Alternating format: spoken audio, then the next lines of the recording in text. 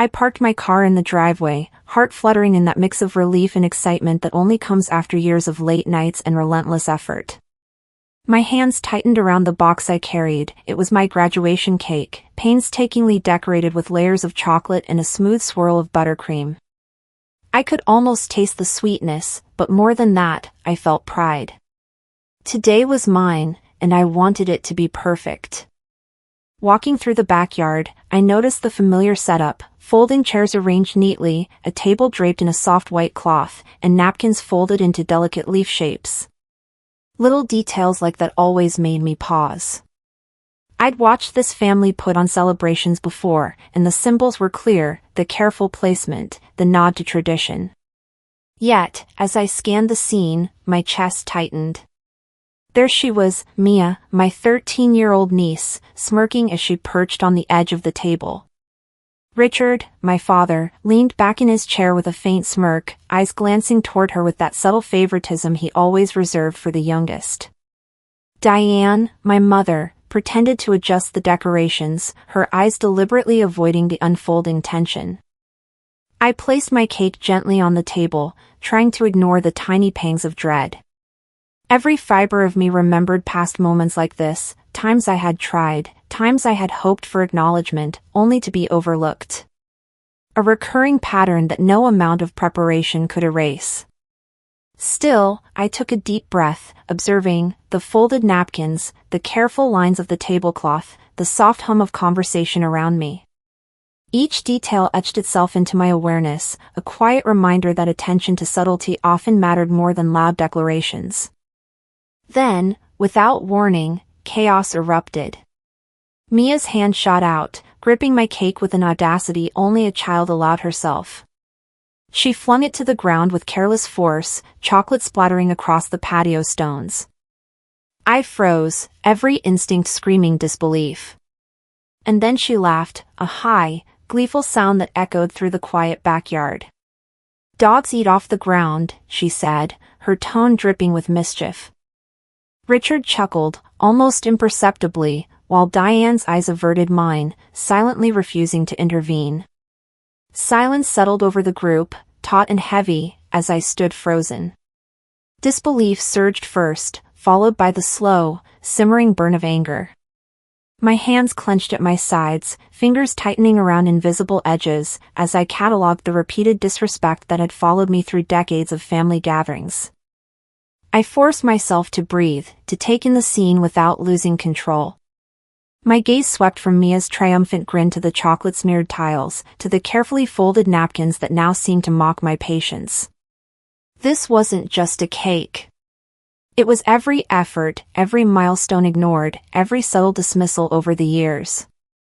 The napkin leaf in particular, a small, overlooked detail, suddenly felt like a symbol of the way the family noticed only what suited them.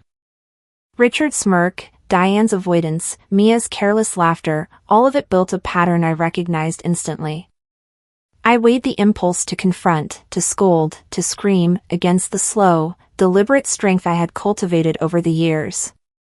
There was power in patience, in observation, in letting a plan form quietly while chaos raged around me. I chose silence. Not weakness, but strategy. I would record this moment in my mind, store it for the future, and respond in a way that asserted my worth without feeding into the spectacle. I let my eyes linger on Mia for a beat longer than necessary, catching the brief flicker of uncertainty that crossed her face as she realized everyone was watching. My hands unclenched slowly, a quiet, internal vow forming: this would not be ignored. Every slight, every laugh, every dismissive glance would be accounted for. I would assert my value, calmly and deliberately. And yet, I couldn't deny the sting, the rush of humiliation, the internal tremor of anger. I reminded myself to breathe, to steady the simmering fire, to plan. The napkin leaf caught my attention again, perfectly folded and serene amidst the small mess, and I imagined it as a silent witness to my awareness: the little things mattered. Details mattered. Observation mattered. And most importantly, patience mattered. I took a step back, letting my eyes survey the entire scene one last time. The backyard felt charged, attention coiled beneath polite conversation and forced smiles. Mia just laughed as if nothing happened. But I knew this was far from over. My mind started turning over scenarios, each more precise than the last. There would be a response, carefully calculated, delivering justice without rashness. In that moment, I clenched my hands at my sides, letting the quiet determination wash over me. I would not crumble. I would not give in to the initial shock or humiliation. I would wait, observe, and act at the precise moment. Mia's grin faltered slightly as she noticed the weight of my gaze, but no words were spoken. Silence stretched between us, carrying the promise of a confrontation yet to come. Every detail was stored, every glance noted. I could feel the faint pulse of anticipation in my chest, a reminder that today was not just about a cake, but about being seen, being respected, being acknowledged. The backyard, with its decorations and carefully arranged chairs, had transformed into the arena for this quiet reckoning. And as the late afternoon sunlight spilled across the patio, warming the chocolate smears, I made a mental note of everything, the favors, the laughter, the dismissals. Every act would be remembered. Every slight recorded. My plan was taking shape, patient and deliberate, ready for the moment when I would assert myself with clarity and strength. Mia might have thrown the cake, but she had not yet seen the full measure of what I was capable of. The backyard had quieted down by the time I stepped inside the house, the remnants of the cake still smeared across the patio tiles like evidence of a minor war. I hung my purse by the door and took a deep breath, letting the familiar hum of the ceiling fan above settle my thoughts.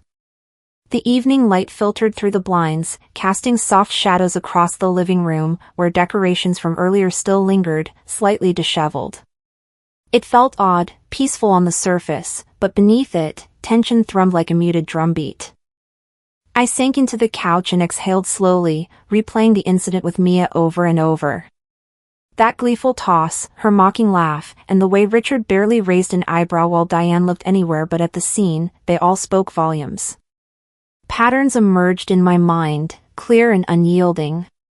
Mia's entitlement wasn't new.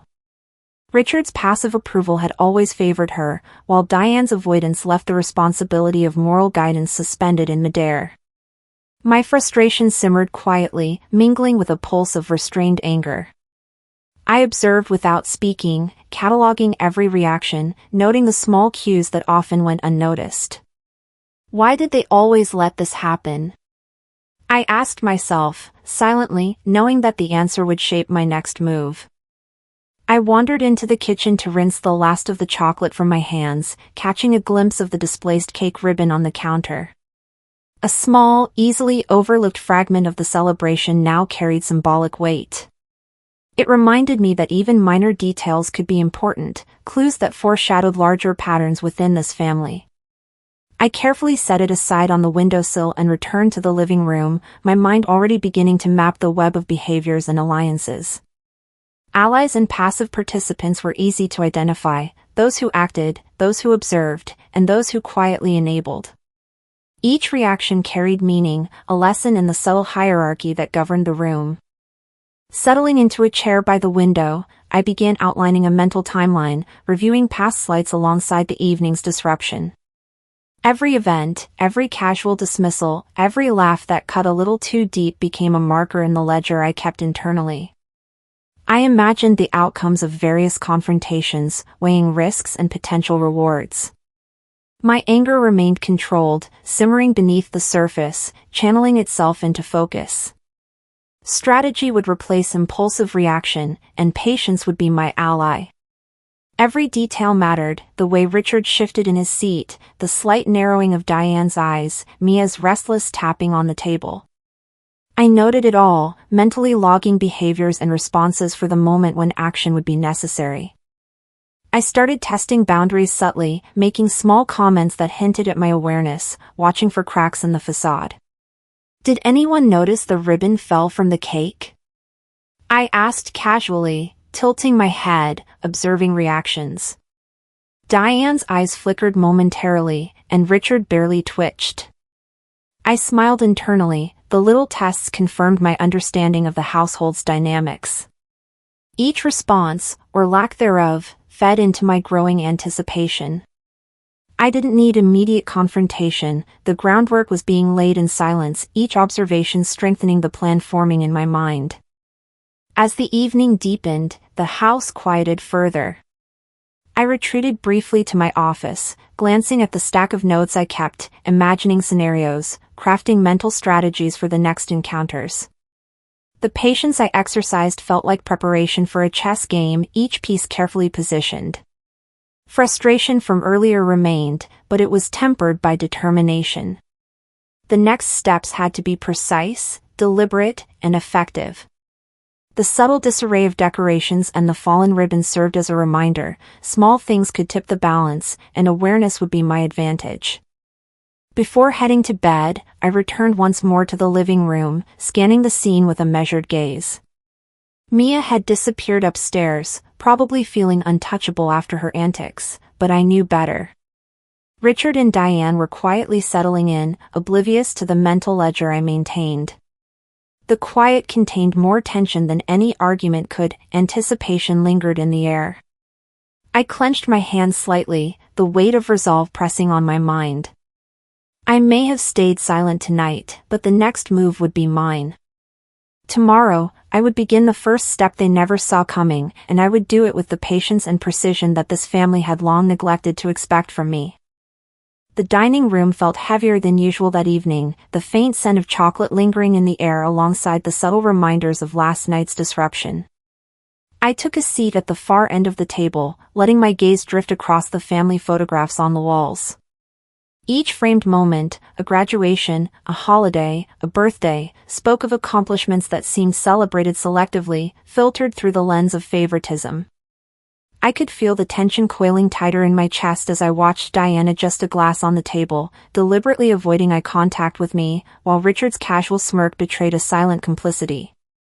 The air seemed thick with things unsaid, and I realized that this gathering, small though it was, offered an opportunity, observation, understanding, and preparation. I started by noting subtle patterns, almost instinctively. Mia sat nearest to Richard, her shoulders relaxed, a faint smile of entitlement curving her lips. Any hint of reprimand was absent, she thrived on it. Diane busied herself with napkin folding and minor hospitality, effectively removing herself from the moral equation. I had seen this before, a repeated choreography of silence and inaction, of choices left unmade, of complicity hidden beneath the veneer of familial politeness. My mind catalogued behaviors and reactions, mentally labeling allies and passive participants. I could feel my pulse steadying, anger tempered by strategy. The desire for validation simmered under the surface, restrained but precise. As conversation began, I tested the waters cautiously. A seemingly innocuous comment about the cake decorations drew a slight flicker of discomfort in Diane's eyes, subtle enough to notice but unspoken. "That ribbon really caught my eye," I remarked lightly, scanning the faces around me. I could see the shift, however faint, in Richard's posture. I allowed the pause to linger, watching. Small, calculated observations like this formed the scaffolding of my next moves. I wasn't acting rashly, each exchange was a probe, gauging reactions, recording behaviors, silently planning for the day when silence would no longer protect anyone from accountability. I found myself thinking about the cake topper that Mia had knocked to the floor. Its displacement seemed trivial at the time, but now it anchored my emotions. That little piece of plastic represented more than a careless gesture, it embodied the recurring neglect of my contributions, the repeated dismissals that had accumulated over the years. Each microaggression, each overlooked effort, fed the ledger I kept in my mind. I imagined various scenarios, potential confrontations, and outcomes, rehearsing responses with careful precision. My determination solidified into a quiet confidence. The family's inertia was not an obstacle but a stage, waiting for the calculated move I would make. As the evening unfolded, I found openings to interject gently, challenging microaggressions with questions or mild observations, testing boundaries without provoking immediate defense. Diane's responses were measured yet revealing. Richard's complacency remained consistent. Each reaction, each flicker of awareness, added to my understanding. I noted the subtle hierarchy, the unspoken rules that favored Mia, the passive acquiescence of others, the silent agreement to ignore wrongdoing. It was all a map, and I was tracing the lines carefully, preparing for a confrontation that would carry weight and certainty. By the time dinner concluded, I had laid the foundation for my next step. I didn't speak loudly or demand attention. Instead, I allowed a controlled, deliberate calm to settle over me. I had waited long enough to watch. Tomorrow, I would speak in a way they could not ignore, ensuring that the consequences of their silence would be visible and undeniable. The family's casual complacency would meet deliberate action, and the balance of attention and respect would shift, quietly but decisively.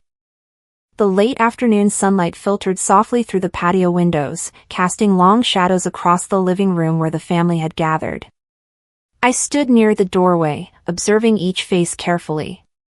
Diane was arranging light refreshments with the same meticulous attention she applied to avoiding conflict, while Richard's eyes wandered, lingering on Mia with an approving smile that spoke volumes about what mattered most in this household. Uncle James leaned back in his chair, watching with a measured calm, his silence suggesting both authority and passive judgment.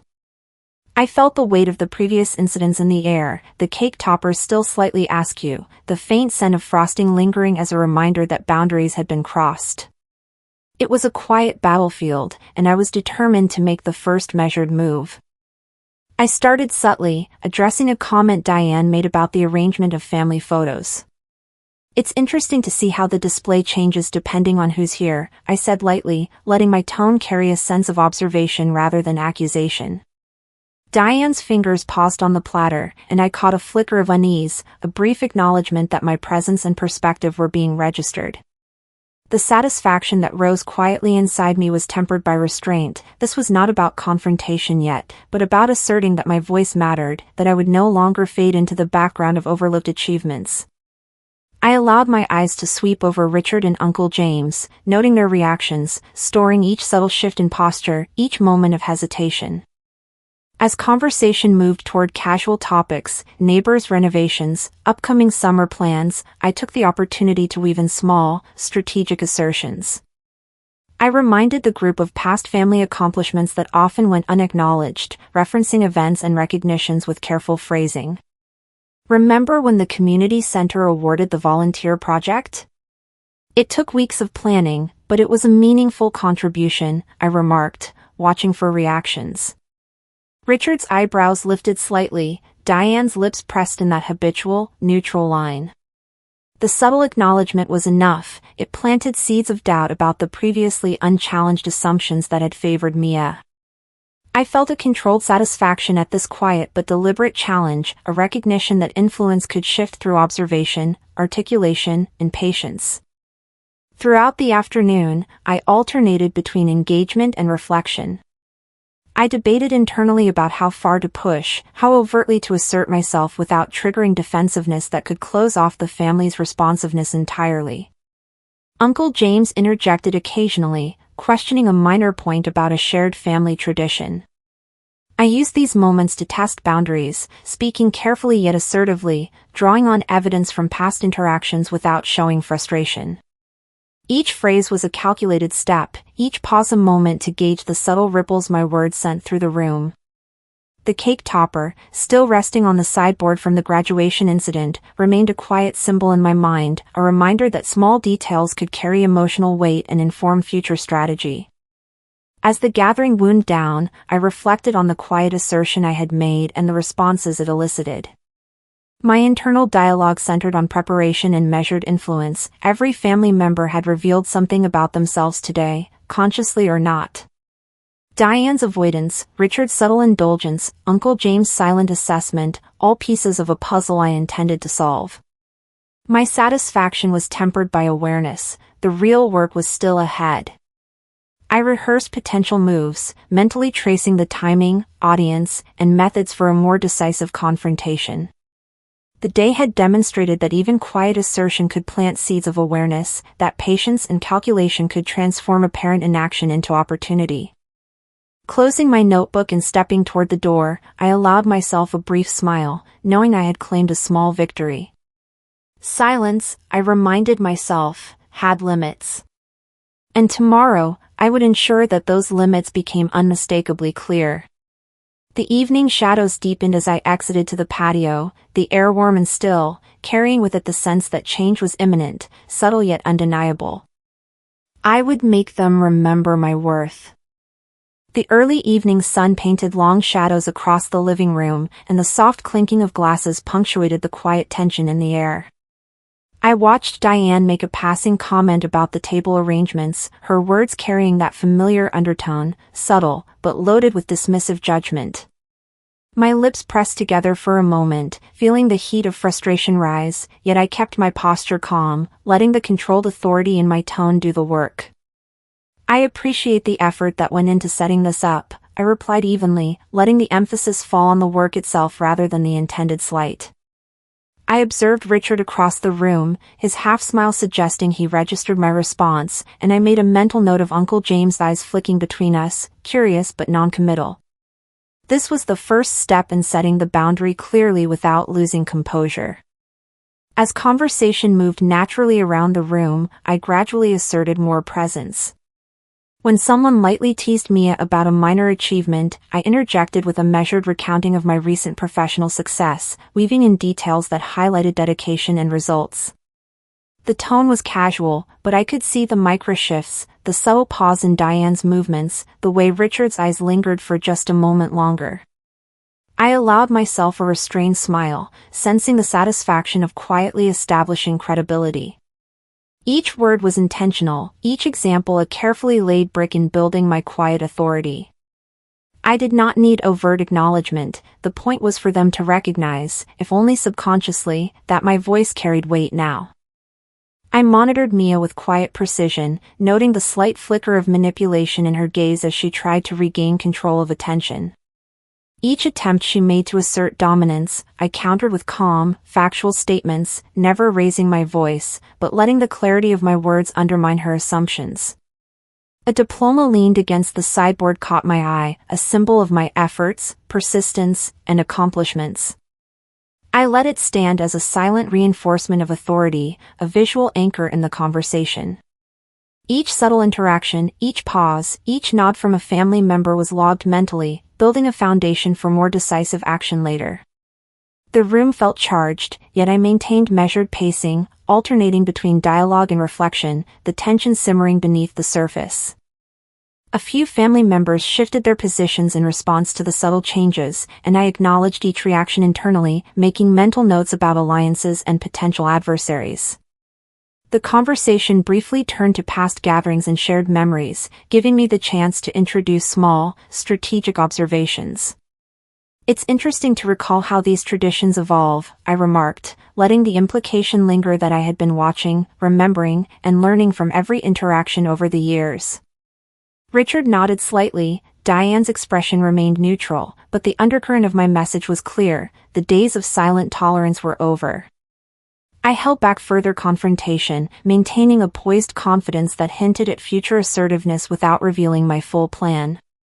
As the evening wound down, I reflected on the progress made. My stance had been clear, my presence noticed, and the family had seen, without explicit conflict, that I would no longer fade into the background. The quiet power of measured words and controlled demeanor had set the tone. I could feel the anticipation building, a mental rehearsal of what was to come, knowing when the next step would be taken. I gathered my notes, observing the subtle realignment of attention and thought in the room, sensing that the foundations for the next move were firmly in place. The warning had been delivered, not loudly, but unmistakably, and I was ready to stand even firmer when the moment demanded. I straightened, taking one last glance around the room, letting my eyes settle briefly on the cake remnants and diplomas that had silently witnessed previous slights. I had made my stance clear tonight, I thought, but the storm was far from over. There was a quiet satisfaction in knowing that my resolve was visible, my intelligence and calm authority registered even in subtle expressions. The evening ended with a sense of suspense, a silent acknowledgement that change was beginning, and tomorrow, I would ensure that my message carried even further. The evening shadows had lengthened across the backyard when I felt it, an unmistakable shift in the air. Conversations that had been light, almost playful, carried an undercurrent of challenge. Diane made an offhand remark about my choice of beverage, the words laced with that same condescending edge she always wore so casually. I didn't respond immediately. Instead, I allowed a pause to stretch just long enough to make my presence undeniable. Then, with steady composure, I addressed her, citing a recent accomplishment at work that illustrated not just competence, but the results she could not ignore. My tone was calm, deliberate, yet beneath it, a righteous edge sharpened every word. Eyes flipped toward me, some surprised, others wary, and I made silent mental notes, cataloging reactions and alliances. I moved through the room with an awareness that felt almost tactical, each step and gesture measured. When Mia made a teasing comment, aiming to undermine my confidence as she often tried, I turned it into an opportunity. With precise articulation, I highlighted a situation in which I had successfully navigated a professional challenge, allowing the contrast between her immaturity and my experience to speak for itself. The subtle shift in the room was palpable, even Richard raised his eyebrows, and Uncle James let a brief, approving smile escape. I allowed the small, deliberate dominance to settle in, not flaunting it, but letting the assertion stand firmly on its own. The remnants of the cake from weeks before sat in the corner, a quiet reminder of prior disrespect, now serving as silent witness to my growing authority. I felt a controlled thrill as I observed Mia's reaction.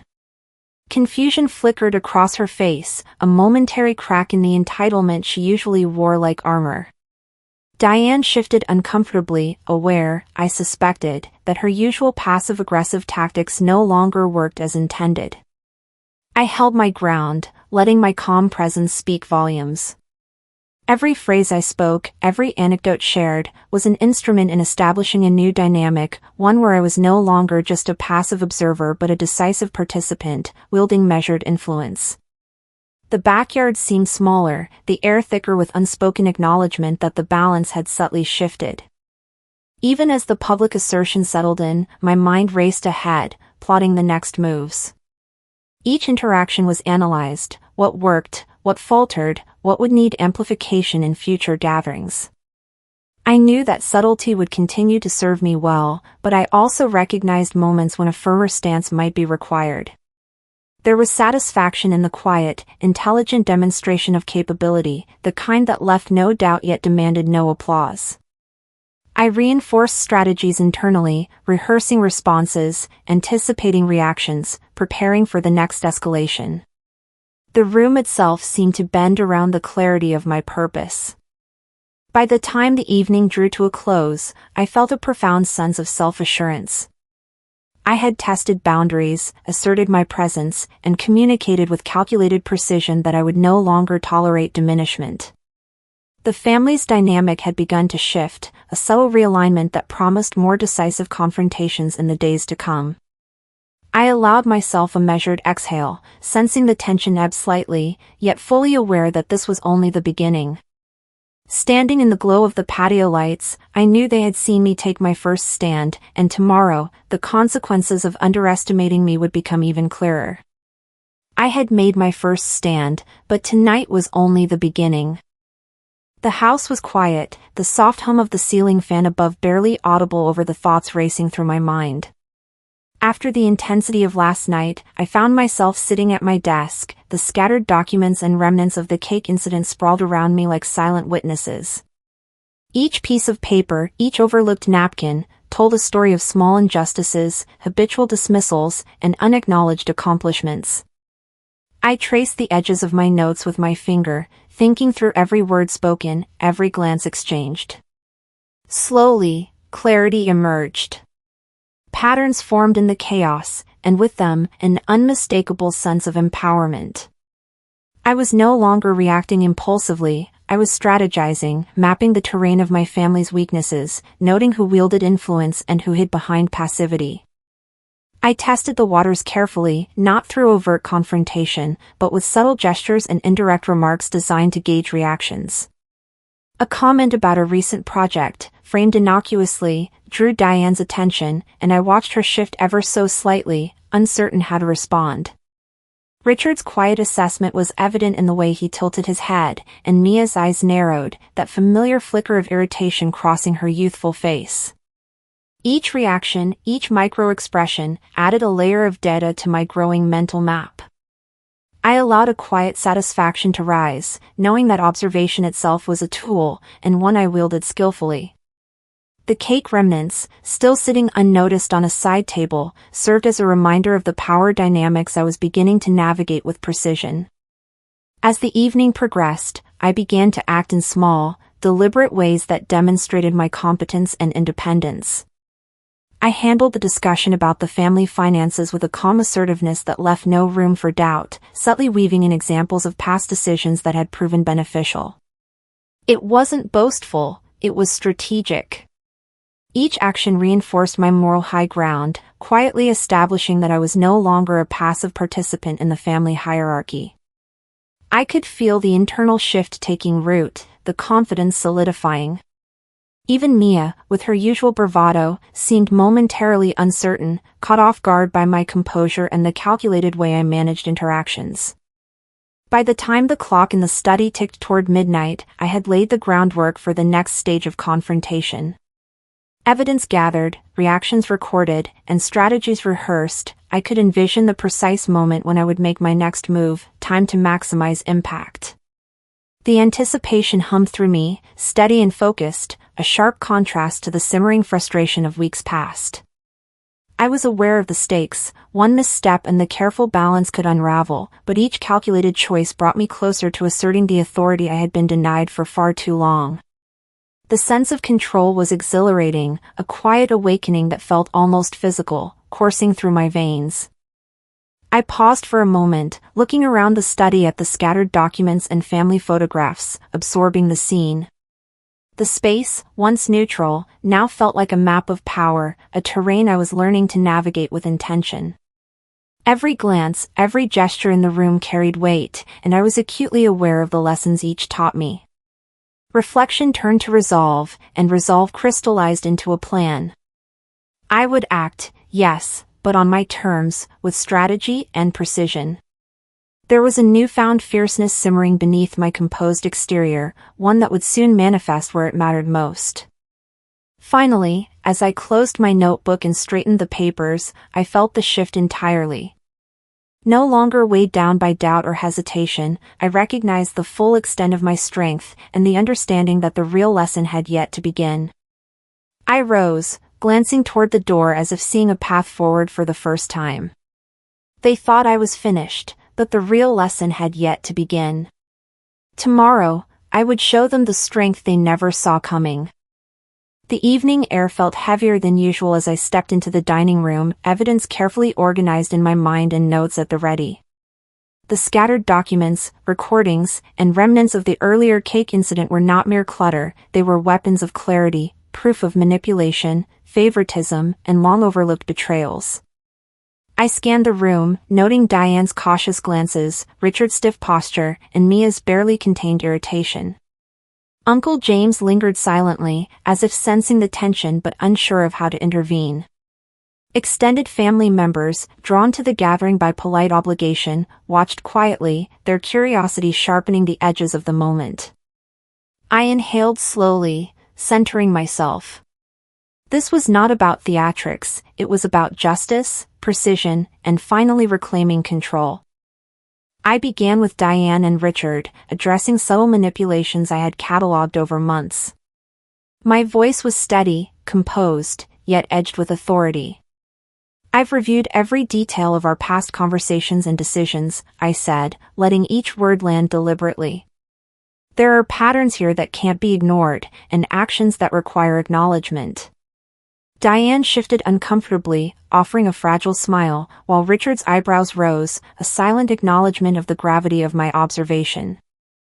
I allowed brief pauses for reactions, measuring each flicker of expression and noting who showed alignment, who resisted, and who remained indifferent.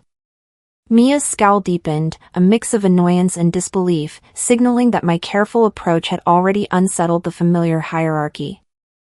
Then came the first revelation. I revealed a previously hidden family document, one that exposed a decision long made behind closed doors, affecting my responsibilities and position within the family. The room stiffened. Gasps and murmurs followed, shock etched into every face. S-15 had landed. Diane's hand trembled slightly as she reached for her chair, and Richard leaned back, eyes darting toward Uncle James, as if seeking confirmation of the reality I laid before them. I held my composure, the calm center in a storm of disbelief, demonstrating not only intelligence but control.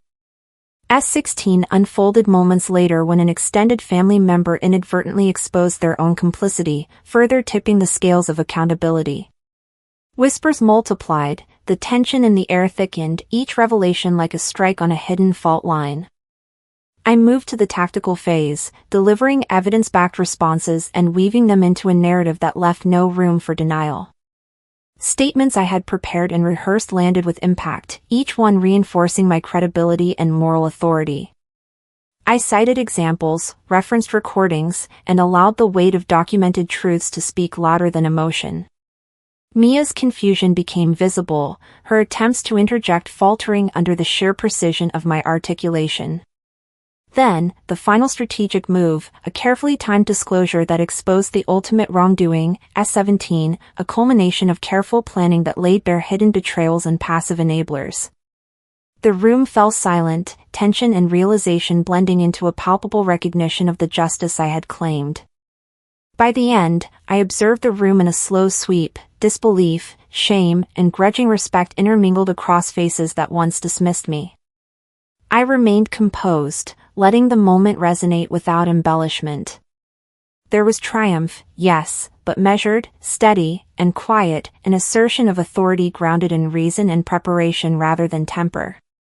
The groundwork for reconciliation, or at least acknowledgement, had been laid, and the family's dynamics would never be the same. I had taken my stand, demonstrated my strength, and claimed the moral high ground I had long been denied. Tonight, they would finally see the truth, and the lesson was only beginning. The aftermath would test us all, but I was ready. The night settled quietly over the Houston house, a calm that felt almost foreign after the storm of revelations from the previous evening. The dining room and backyard, once battlegrounds of tension, now held an air of tentative peace. I moved through the spaces with a measured rhythm, observing Diane and Richard as they absorbed the consequences of the truths I had laid bare. Their posture had shifted, slightly more cautious, slightly more aware. Mia lingered near the patio, her usual confidence tempered by the weight of accountability she hadn't anticipated. Uncle James offered a subtle nod, a quiet acknowledgement of the changes unfolding. Even minor relatives and neighbors, who had once treated me with polite distance, now looked at me differently, curiosity mixed with a hint of respect. For the first time, the family hierarchy seemed to tilt, ever so slightly, toward fairness. I took a slow breath, feeling satisfaction tempered with lingering reflection. Sitting for a moment in the living room, I allowed myself to confront the emotional residue of years spent overlooked and dismissed. The sting of old grievances was still present, yet there was clarity beneath it. I addressed Diane directly, my voice even, I need us to understand what happened, and I need to feel heard. Her gaze met mine, a flicker of guilt passing briefly before composure returned. To Richard, I spoke with calm authority, acknowledging mistakes without malice. And to Mia, I chose restraint, guiding rather than admonishing, planting seeds of self-awareness that might grow over time. These were conversations grounded in honesty, without theatrics, aimed at closure and comprehension. The air felt lighter with each exchange, as though the room itself was exhaling after a long-held tension. Strategically, I ensured that Justice S-18 was acknowledged in a way that balanced moral vindication with forward-looking resolution. A final document, once hidden, was laid on the table, the evidence undeniable but presented without aggression. Family members recognized not only the facts but the deliberate intelligence and fairness behind their presentation. Their responses, subtle yet unmistakable, confirmed that lessons had been internalized. I observed Mia's reactions carefully, understanding that her growth required more than confrontation, it required modeling integrity and composure. Each gesture, each nod, reinforced the recalibration of relationships that had long been skewed. The satisfaction was quiet, tempered with awareness that change is gradual but undeniable. As the evening drew toward night, I reflected on the resonance of these events. The remnants of past struggles, the cake toppers, the scattered documents, the quiet moments of injustice, had all served their purpose, echoing now as markers of growth and learning. I understood the power of measured responses, the importance of strategic patience, and the subtle influence of quiet strength. Lessons had been delivered, boundaries asserted, and respect recalibrated. The family had witnessed both the consequences of disregard and the value of fairness. In my heart, I felt the calm of completion, the steady knowledge that I had reclaimed my space, voice, and authority without resorting to anger or theatrics. Finally, standing by the window and looking out over the quiet backyard, I allowed myself a small, resolute smile. The past was acknowledged, its weight lessened, and the future was mine to shape. I had confronted manipulation, claimed my justice, and guided the family toward awareness. Tonight, I chose the start of a new chapter, not just for myself, but for those around me. We all have a past, but tonight, I decided how my future begins. And as for them, the lesson was etched in ways they could never forget.